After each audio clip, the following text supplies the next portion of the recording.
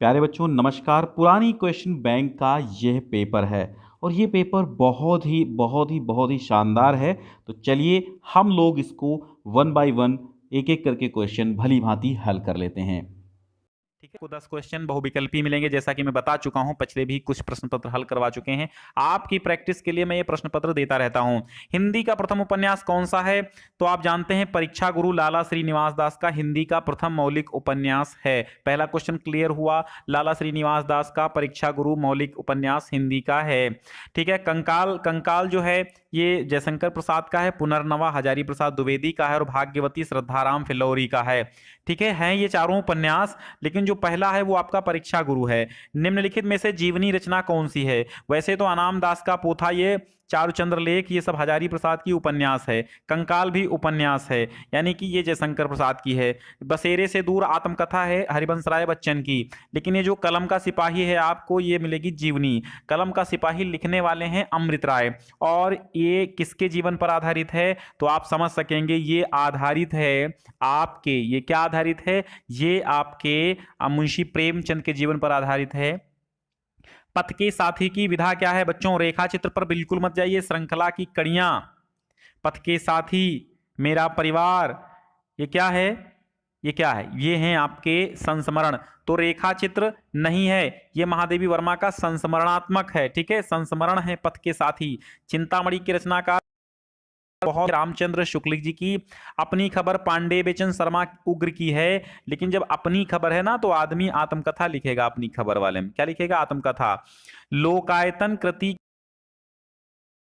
के लोकायतन सुमित्रानंदन पंत की है। कितनी बार हमने इसकी चर्चा की है। यामा महादेवी वर्मा की है। उर्वशी रामधारी सिंह दिनकर की है। और निराला की बिल्लेसुर बकरिया और तमाम सी उनकी रचनाएं हैं। सरोज स्मृति, राम की शक्ति पूजा। ठीक है, श्रृंगार लहरी ये जगन्नाथ दास रत्नाकर जी की है। श्रृंगार लहरी किसकी है? जगन्नाथ दास रत्नाकर जी की है। क्या है? जगन्नाथ दास रत्नाकर जी की है श्रृंगार लहरी। श्रृंगार लहरी है क्या? श्रृंगार लहरी एक काव्य ग्रंथ है जो कि जगन्नाथ दास रत्नाकर जी का है। साकेत मैथिली शरण गुप्त द्वारा रचित 12 सर्गों में विभाजित राम काव्य है। प्रयोगवादी कवि कौन है? तो सुमित्रानंदन पंत छायावादी और प्रगतिवादी में आते हैं। निराला भी छायावादी प्रगतिवादी आते हैं। महादेवी वर्मा तो छायावादी में है। तो ये तीनों आप छायावादी के 4 स्तंभों में से मान लीजिए और जयशंकर प्रसाद मिला के 4 स्तंभ हैं। गिरिजा कुमार माथुर, जो आपको मैंने ट्रिक बताई थी अमुभा प्रगिराने, यानी तार सप्तक वाला वीडियो अगर आपने नहीं देखा तो उसको जरूर देख लीजिएगा। तो ये आपके गिरिजा कुमार माथुर जो हैं ये आपके क्या हैं? एक बार शेयर कर दीजिए। मैंने कहा नहीं तो आप लोगों ने ना शेयर किया है और ना लाइक किया है।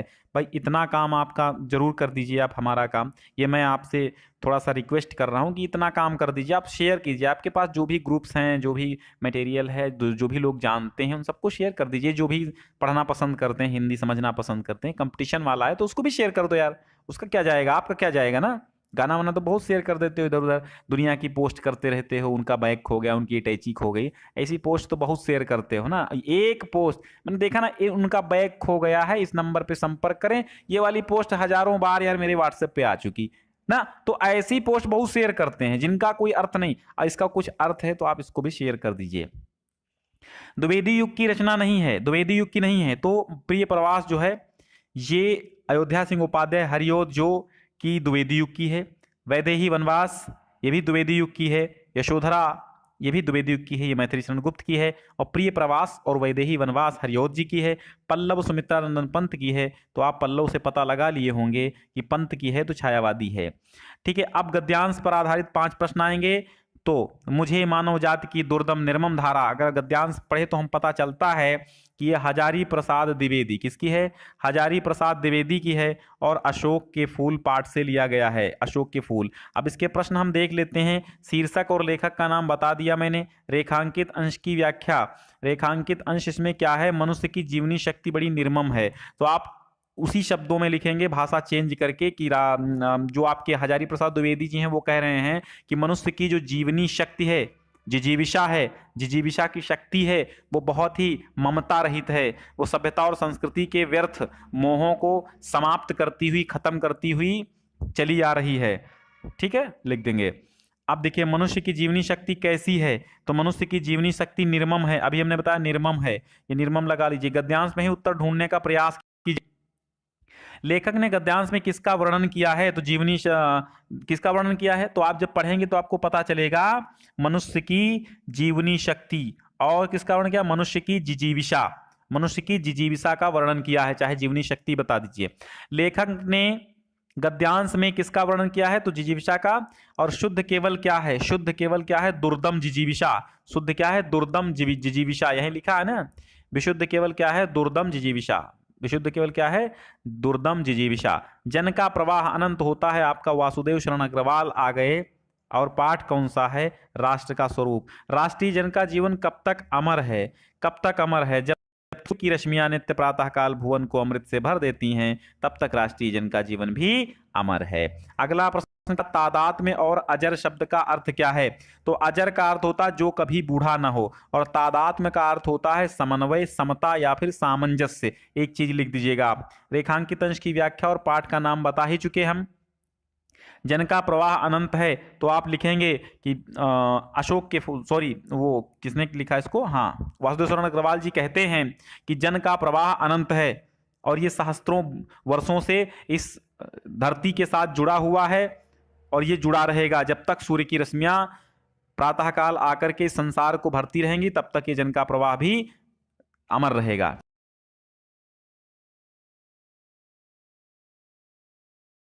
और पद्यांश आएगा, पद्यांश के नीचे 5 प्रश्न होंगे, उनके उत्तर देने होंगे। तो पहले हम अर्थ समझेंगे। सारे पाठ हम पढ़ा चुके हैं, अगर आपने प्लेलिस्ट अब तक नहीं देखी है तो फौरन जाके प्लेलिस्ट से अपना सारा कोर्स पूरा कर लीजिए। बहुत बेहतरीन तरीके से पढ़ाया गया है, पहली बार आप पढ़ेंगे ऐसा बेहतरीन तरीके से, तो आप एक बार जरूर चेक कीजिएगा। कि नील परिधान बीच सुकुमार खुल रहा, मृदुल अध खुला अंग, खिला हो ज्यों बिजली का फूल, मेघ बन बीच गुलाबी रंग। ओह वह मुख पश्चिम के व्योम, बीच जब घिरते हों घन श्याम, अरुण रवि मंडल उनको भेद, दिखाई देता हो छवि धाम। यहाँ पर श्रद्धा की सुंदरता का वर्णन किया गया है। शीर्षक कौन सा है, तो शीर्षक है श्रद्धा मनु। कवि कौन है, जयशंकर प्रसाद हैं। रेखांकित अंश की व्याख्या कीजिए, तो मैं पूरी की व्याख्या करता हूँ। नीले परिधान के मध्य में, अब देखिए मैं बहुत जल्दी में व्याख्या कर रहा हूँ ना, आपको फुल बहुत कायदे की व्याख्या समझनी है तो आप चैनल पे जाकर प्लेलिस्ट में पूरा फुल मस्ती के साथ एकदम झक्कास वीडियो बना हुआ पड़ा है, आप उसको फौरन देखिए, बिल्कुल आनंद से भाव विभोर हो उठेंगे आप जब पढ़ेंगे हमसे, ठीक है। तो आप प्लेलिस्ट से पढ़िए, ये मत सोचिए ये पेपर करवा रहे हैं जल्दी जल्दी करवा रहे हैं, ऐसा लेसन के साथ मैंने नहीं किया। पेपर इसलिए जल्दी करवा रहे हैं कि समय कम है, नेटवर्क भी बहुत लो है, इसलिए करवा रहे हैं बहुत जल्दी जल्दी।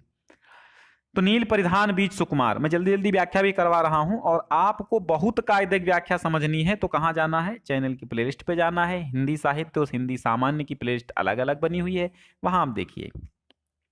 तो नीले परिधान, परिधान माने होता है वस्त्र, नीले वस्त्रों के बीच में जो उसका सुकुमार सुकोमल मृदुल अधखुला अंग खुल रहा है, तो ऐसा प्रतीत हो रहा है जैसे बिजली का कोई फूल खिला हो, है ना। मेघ बन बीच गुलाबी रंग, मेघों के वन के बीच में कोई गुलाबी रंग का बिजली का फूल खिला हो, ऐसा प्रतीत हो रहा है उसका अधखुला अंग नीले वस्त्रों के बीच में। और उसका मुख पश्चिम के व्योम में, अर्थात पश्चिम के आकाश में जब घनश्याम घिरते हों, और अरुण रवि अर्थात सूर्य का लाल मंडल उनको भेद कर बाहर से झांक रहा हो, ऐसा प्रतीत हो रहा है। उसके काले बालों के मध्य में उसका मुख कैसा प्रतीत हो रहा है, ऐसा जैसे जैसे कैसा प्रतीत हो, जैसे काले बादलों के, जब सूर्यास्त के समय काले बादलों मध्य से अरुण रवि मंडल के साथ, अरुण के साथ सूर्य, यानी सूर्य अपनी लालिमा के साथ अपना मुखमंडल दिखा रहा हो।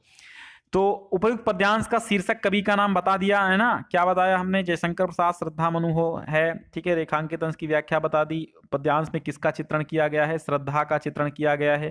श्रद्धा का मुख और केस कैसे सुशोभित हो रहे हैं, ऐसे सुशोभित हो रहे हैं जैसे सूर्यास्त के समय सूर्य अपना मुख, सूर्यास्त के समय बादलों के मध्य से, पश्चिम के आकाश में सूर्यास्त के समय बादलों के मध्य से जैसे सूर्य झांक रहा हो, ऐसे काले बालों के मध्य से उसका मुख सुंदर लग रहा है। ऊपर पद्यांश में श्रृंगार रस है, आप जानते हैं श्रृंगार रस है। आगे देखिए, तू देखे कि जल जा वहीं तदगता हो, होंगे लोने नयन उनके ज्योति उत्कीर्णकारी। अब देखिए ये पवन दूती का बहुत कायदे से पढ़ा है, बहुत ही कायदे से पढ़ा है, आप पढ़ के देखिए एक बार, डबल वीडियोस पड़े हुए हैं, अब देखिए दोनों में से जो अच्छा लगे आपको पढ़िए। तो अब इसका कह रहा ऊपर संदर्भ बताना, तो प्रस्तुत पद्यांश किसका द्वारा, अयोध्या सिंह उपाध्याय हरिओद द्वारा रचित प्रिय प्रवास से संकलित तथा हमारी पाठ्य पुस्तक काव्यांजलि के पवन दूतिका नामक शीर्षक से उद्धृत है। तो नीले फूले कमल दल सी गात सी श्यामता है। तो अब राधा पवन से कह रही हैं, क्या कह रही हैं कि तू जलद तन को देख, जलद माने घनश्याम, बादल, बादल के शरीर के समान, बादल के समान अर्थात बादल के समान श्यामले घनश्याम को देखेगी, तदगता हो, तद माने वहीं पर, गता माने जाकर के, वहां की तदगता वहीं पर स्थित होकर तू देखेगी। तो उनके लोने नयन माने सुंदर नयन, ज्योति उत्कीर्णकारी, जिसमें से उत्कीर्णकारी ज्योति प्रस्फुटित हो रही है, ऐसे उनके सुंदर नयन दिखाई पड़ेंगे। मुद्रा उनकी ऐसे होगी वर वदन की, श्रेष्ठ वदन माने मुख, श्रेष्ठ मुख की मुद्रा ऐसी होगी बिल्कुल मूर्ति की सौम्यता के समान वो बैठे होंगे, सीधे साधे उनके वचन होंगे, और जो सुधा माने अमृत से सने होंगे। नीले फूले कमल दलसी गात की श्यामता है, और नीले बिल्कुल नील कमल के समान ही उनके शरीर की श्यामता है। और पीला प्यारा वस्त्र कटिमे पहनते हैं, फबीला, फबीला माने होता सुंदर, सुंदर प्यारा पीला वस्त्र अपने कमर में पहनते हैं। छूटी काली अलक मुख की कांति को ही बढ़ाती, और उनकी काली काली जो जुल्फ है, जुल्लट है, वो उनके मुख की कांति यानी शोभा को बढ़ाती है। सदवस्त्रों में नवल तन की फूटती सी प्रभा है, और सदवस्त्रों में अच्छे सुंदर वस्त्रों में उनके नवीन तन की फूटती सी, ऐसा लग रहा है कि कोई प्रभा, कोई कांति फूट रही हो, ऐसा प्रतीत होता है। तो संदर्भ तो हम बता चुके हैं, लिख लीजिएगा। पवन दूतिका है, अयोध्या सिंह उपाध्याय हरिओद हैं। रेखांकित अंश की व्याख्या बता दी। पद्यांश में राधा जी ने तदगता किसे कहा, तो वायु को कहा। किसको कहा, वायु को, यानी पवन को तदगता कहा है। श्री कृष्ण के नेत्रों की आकृति कैसी होगी, श्री कृष्ण के नेत्रों की आकृति कैसी होगी, है ना। तो श्री कृष्ण के नेत्रों की आकृति सबसे सुंदर, सुंदर उत्कीर्णकारी दिव्य होगी, ठीक है। श्री कृष्ण के शरीर की श्यामलता कैसी है, श्यामलता नीले फूले कमल दल की श्यामलता है, ठीक है। अब देखिए जीवन परिचय आएगा। जीवन परिचय सारे के सारे पढ़ा चुके हैं, जो भी आए हैं मोस्ट इंपॉर्टेंट पढ़ा चैनल से देखिए। कर्मनाशा की हार, पंचलाइट, ये भी पढ़ा चुके हैं। बहादुर, पंचलाइट, ये सब पढ़ा चुके हैं। आप चैनल से प्लेलिस्ट से देखिए। और खंडकाव्य भी सारे पहले से देख सकते हैं, सारे खंड काव्य जो आपके जिले में चलता हो वो आप देख लीजिए और उसी हिसाब से पढ़ लीजिए। अब संस्कृत देखिए, हालांकि देखिए ये संस्कृत जो है ये वाला आपका पार्ट हट चुका है, लेकिन अब मॉडल पेपर में आ गया तो कोई दिक्कत नहीं है, आप इसको हटाइए। तो आपका ये पार्ट हट चुका है और याज्ञवल्क्य वाला आ गया है, नहीं आत्मज्ञ सर्वज्ञ वाला ये पार्ट है। तो इसका आप अनुवाद कर दीजिएगा। हालांकि सारे के सारे अनुवाद मैं प्लेलिस्ट में डाल चुका हूं, फिर भी मैं आपको पेपर सॉल्व के समय बता देता हूं। याज्ञवल्क्य उवाच, याज्ञवल्क्य बोले, नवा अरे मैत्रेयी। बहुत बेहतरीन तरीके से आप सबको संस्कृत दिग्दर्शिका पढ़नी है तो चैनल पे जाइए अभी, साहित्य हिंदी के प्लेलिस्ट पे, ठीक है। साहित्य हिंदी के प्लेलिस्ट देखिए अभी। तो नवा अरे मैत्रेयी, अरे मैत्रेयी, पत्यु माने पति की, कामाय माने कामना के लिए, पति प्रियो भवत, पति प्रिय नहीं होता है। आत्मनस्तु वही कामाय पति प्रियो भवत, अपनी ही कामना के लिए पति प्रिय होता है। नवा अरे जाया यह कामाय, और न ही जाया की कामना के लिए जाया प्रिय होती है। आत्मनस्तु वही कामाय जाया प्रिया भवत, अपनी ही कामना के लिए जाया प्रिय यानी पत्नी प्रिय होती है। नवा अरे मैत्रेयी पुत्र से वित्त से चा कामाय, और न ही मैत्रेयी पुत्र और वित्त माने धन की कामना के लिए पुत्रों वित्तम प्रियो भवति, पुत्र अथवा वित्त प्रिय होता है। आत्मनस्तु वही कामाय पुत्रो वित्तम व प्रियम भवति, अपनी ही कामना के लिए पुत्र और धन प्रिय होते हैं। नवा अरे मैत्रेयी सर्वस्य कामाय सर्वम प्रियम भवति, सबकी कामना के लिए सभी प्रिय होते हैं। आत्मनस्तु वही कामाय सर्वम प्रियम भवति, अपनी ही कामना के लिए सभी प्रिय होते हैं। और बाकी भैया एक पद्यांश आएगा आपका, तो ये पद्यांश भी आपके जो पार्ट है वहीं से ले लिया गया। इसके लिए क्षमा चाहते हैं। अगली बार आपको जो पेपर मिलेगा बिल्कुल आपके सिलेबस के अनुसार होगा। चलिए कोई दिक्कत नहीं, सिलेबस के अनुसार ही है, बिल्कुल मॉडल वही है, बस एक दो पार्ट की दिक्कत है तो मैं बता दिया आपको। 30% में हट गया है कि के लिए। भोजम कविम किम अपृच्छत, ये भी प्रश्न भी आपका सिलेबस का नहीं है, यानी 30% में कटा हुआ प्रश्न है। कस्य दर्शनेन सर्व विदितम भवति, कस्य दर्शनेन तो आत्मनस्य दर्शनेन, ठीक है, आत्मनस्य दर्शनेन, आत्मनस्तु दर्शनेन सर्वम विदितम भवति। कह कालः प्रचुर मनमथा भवति, ये भी आपका प्रश्न नहीं है। दो ही करने हैं, तो कीदृशम मित्रम वर्जयेत, ठीक है। परोक्षे कार्य हंतारम प्रत्यक्षम प्रियवादिनम एतादृशम मित्रम वर्जयेत। वीर अथवा अद्भुत रस, सारे रस पढ़ा चुके हैं, वो भी आप देख लीजिएगा, सारे के सारे रस क्लियर हो चुके हैं। श्लेष संदेह अलंकार सारे क्लियर हो चुके हैं। कुंडलिया हरगीत का छंद जो भी है छंद भी पढ़ा चुके हैं। बस निबंध है, निबंधों में मैंने पर्यावरण पढ़ा दिया है, मेरा प्रिय कवि पढ़ा दिया, विज्ञान वरदान अभिशाप पढ़ा दिया है। बस 2 नहीं पढ़ाए हैं, ये पढ़ा देंगे, तो 3 पढ़ाए हुए मिल गए आपको एक पेपर में। तो एक नौ एक अयादि संधि से एचो अयवायावाह सूत्र से नाविक बना, यहाँ पर पेस्ता का पेस्टा हो जाएगा, ये जस्तो संधि से हुआ, व्यंजन संधि से, तटीका का तटीका हो जाएगा। सेकेंड वाला ऑप्शन आपका राइट है। समास घनश्याम में समास होगा आपका कर्मधारय, घनयुश्यामः कर्मधारय समास है। चतुरानन में कौन सा समास है, तो देखो चतुरानन में कंफ्यूजन है। चतुराननम अगर चतुरानन हो जाएगा कर्मधारय, और चतुरानन हो गया तो हो जाएगा गणेश जी, यानी बहुब्रीहि समास है इसमें। चतुरानन लिखा है ना, गणेश जी, सॉरी गणेश जी नहीं होता, ब्रह्मा जी होता चतुरानन। तो चतुरानन जो है ब्रह्मा जी हैं, तो 4 मुख वाले ब्रह्मा जी होते हैं। जो भी ये 4 मुख वाला जो है वो बहुब्रीहि समास में ही जाएगा, कर्मधारय तभी जाएगा जो चतुराननम लिखा होगा, ठीक है, चतुराननम, ठीक है। चतुराननम यानी मकार लास्ट में लगा हो, तो माँ लगा हो, तो समझ लीजिए वो नपुंसक लिंग में जाता है, वो फिर पुल्लिंग नहीं होता है। तो पुल्लिंग जब नहीं होता है तो वो कर्मधारय चला जाएगा। बहुब्रीहि समास कहाँ हो जाएगा, बहुब्रीहि समास जो है पुल्लिंग अगर है यहाँ पर चतुरानन, तो क्या होगा, किसी पुरुष की बात की जा रही, किसी व्यक्ति की बात की जा रही। पठतम जो है और नयतम दोनों के धातु लकार बताने, तो लोट लकार है, पठतम मतलब लोट लकार, मध्यम पुरुष, पठ धातु है, लोट लकार है, मध्यम पुरुष है, और द्विवचन का रूप है, ठीक है, द्विवचन का रूप है। नामने रूप देखिए, नामने चतुर्थी का एक वचन है, क्या है, नामने चतुर्थी एक वचन है। रामस्य रूप है, रामस्य राम का षष्ठी है। प्रत्यय पठितव्यम में पठ धातु तव्यत प्रत्यय है। दानीयम में दा धातु अनियर प्रत्यय है। और रेखांकित पत्नियां देखनी है, तो माता पुत्रेण सह गच्छति, तो सहयुक्ते अप्रधाने सूत्र से, सहयुक्ते अप्रधाने सूत्र से क्या है, सह साकम सार्धम जहां भी आ जाता है, पुत्रेण में तृतीया विभक्ति और कर्णकारक है। पितृभ्यः स्वधा, ठीक है, नमः स्वस्ति स्वाहा लम वसड योगाचा चतुर्थी, ठीक है, यहाँ चतुर्थी विभक्ति, ठीक है। और पृष्ठेन कुब्जा येनांग विकारा सूत्र से है, येनांग विकारा सूत्र से है पृष्ठेन कुब्जा, कुब्जा मतलब पीठ से क्या है, कुबड़ी है। विद्यालय के चारों ओर वृक्ष हैं, तो कैसे बनेगा, विद्यालयम अभितः वृक्षाः सन्ति, विद्यालयम अभितः वृक्षाः सन्ति।